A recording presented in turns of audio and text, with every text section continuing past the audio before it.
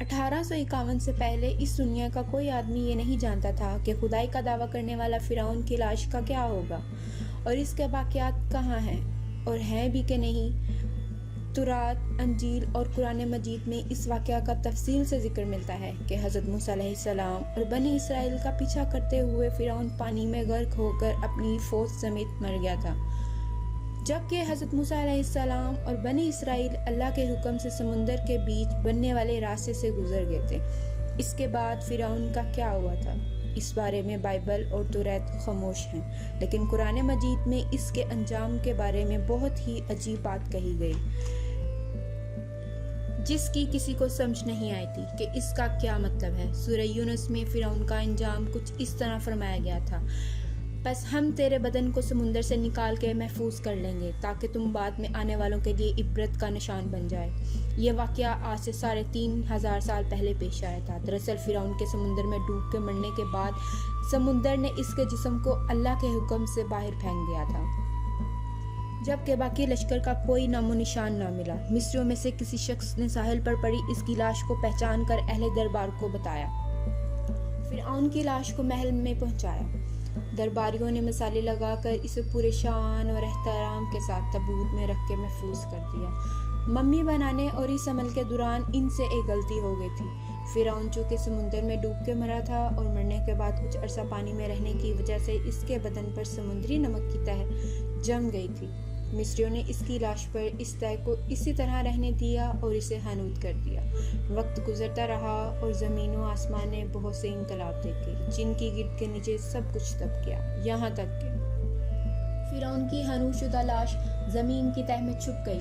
فرعونیوں کے نام صرف کتابوں اور ان کی تعمیرات صرف لوگوں کے ذہن میں رہ گئے۔ اس واقعہ کے 2000 سال بعد اس دنیا میں اللہ کے آخری نبی حضرت محمد صلی اللہ علیہ وسلم تشریف لائے۔ آپ پر نازل ہونے والی آخری کتاب قرآن مجید میں فرعون کے قصے بہت تفصیل کے ساتھ بیان کیے گئے تھے۔ اس سلسلے میں اس فرعون کے جسم کو محفوظ کرنے کے متعلق آیات بھی نازل ہوئی تھی، جس کی سچائی پر اہل ایمان کو پختہ یقین تو تھا، لیکن وہ سمجھنے سے قاصر تھے کہ اس خدائی کے دعویٰ کرنے والے کی لاش کہاں محفوظ کی گئی اور اسے کیسے عبرت کا نشان بنایا جائے گا۔ سن 1871 عیسوی میں مصر کے ایک شہر الگنیہ سے تعلق رکھنے والے ایک معمولی چور احمد عبد الرسول کو فرعون کے حنوط شدہ لاشوں کی طرف جانے والے خفیہ راستے کا پتہ چل گیا۔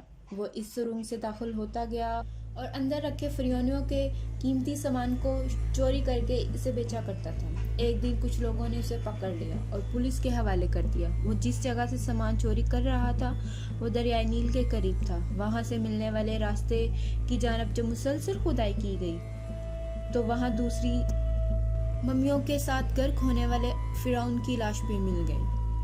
اس کے کفن پر اس کے سینے کے مقام پر اس کا نام لکھا ہوا تھا۔ ان ممیوں کو ماہرین قاہرہ لے گئی۔ جب ان ممیوں کا جائزہ لیا گیا تو فرعون کی ممی پر جمے نمک کی تہ سے یہ تصدیق ہو گئی کہ یہ وہی فرعون ہے جسے اللہ نے پانی میں غرق کر کر بدترین انجام سے ہمکنار کیا تھا۔ یہ بہت بڑی کھوج تھی، لہٰذا دنیا بھر کے آرکیولوجسٹ اور سائنٹسٹ مصر آنے لگے۔ اس کی جانچ کرنے کے بعد دنیا بھر کے ایکسپرٹس نے یہ تصدیق کر دی کہ یہ وہی فرعون ہے جس نے موسیٰ علیہ السلام کے وقت موجود تھا اور خدائی کا دعویٰ دار تھا۔ اس کی لاش کو عجائب گھر میں محفوظ کر دیا گیا۔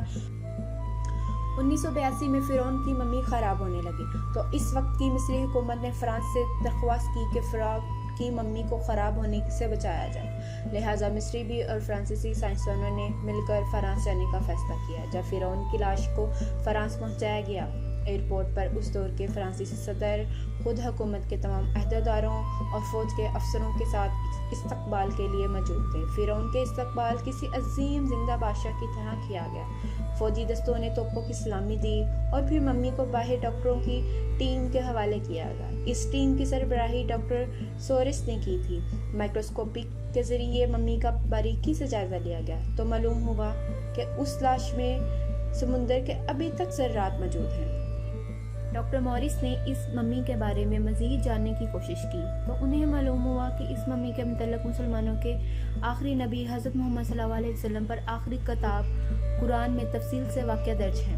انہیں علم تھا کہ جہاں سے یہ لاش ملی ہے وہ ایک اسلامی ملک ہے، لہٰذا تجسس کے مارے مجبور ہو کر وہ مصر پہنچ گئے۔ چونکہ وہ ایک سائنسدان تھے لہٰذا اس لیے مصر کے ایک سائنسدان سے ملاقات کی۔